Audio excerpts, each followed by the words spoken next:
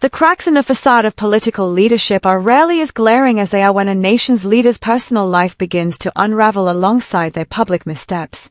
The increasing estrangement between Keir Starmer and his wife, Victoria, isn't merely a matter of personal dysfunction, it's an emblematic reflection of a government falling apart at the seams.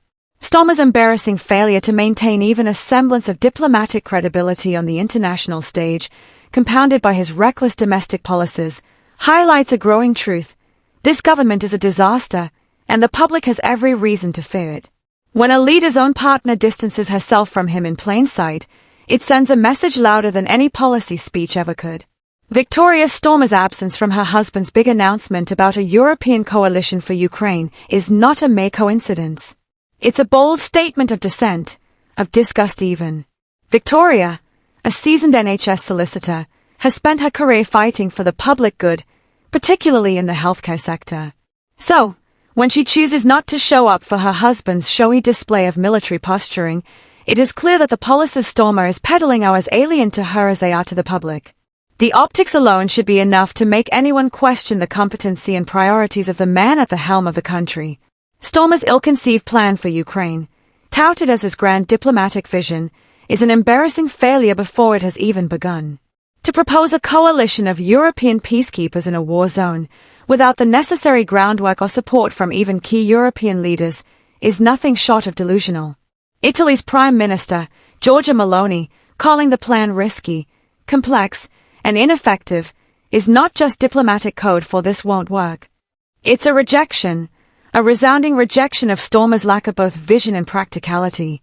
He might stand at the podium and talk about leading international forces, but the truth is his own military is stretched thin, riddled with operational dysfunction, and desperately lacking in the resources it would need to make any of these grandiose plans even remotely feasible. When a leader promises an international coalition while his own tanks sit idle, and the UK's nuclear deterrent is reduced to little more than a paper tiger, you have to ask, who is he fooling? The consequences of this failure extend beyond mere embarrassment. It poses real, tangible risks to Britain's security and its standing on the world stage.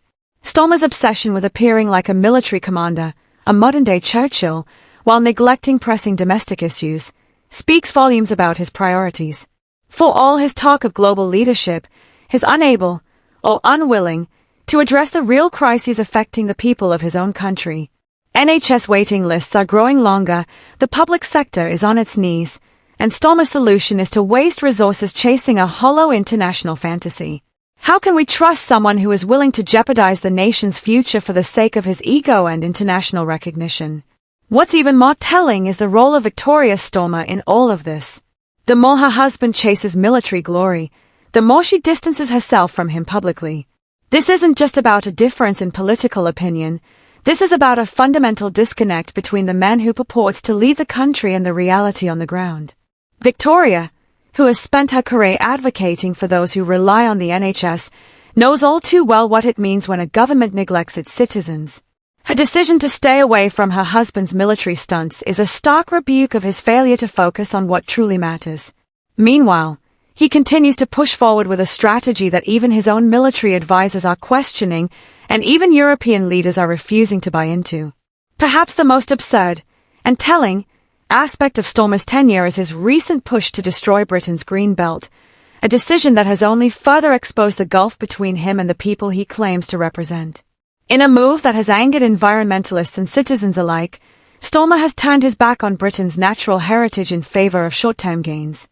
In a country struggling with its identity and plagued by economic instability, the decision to prioritize development over preservation is not just misguided, it's a betrayal.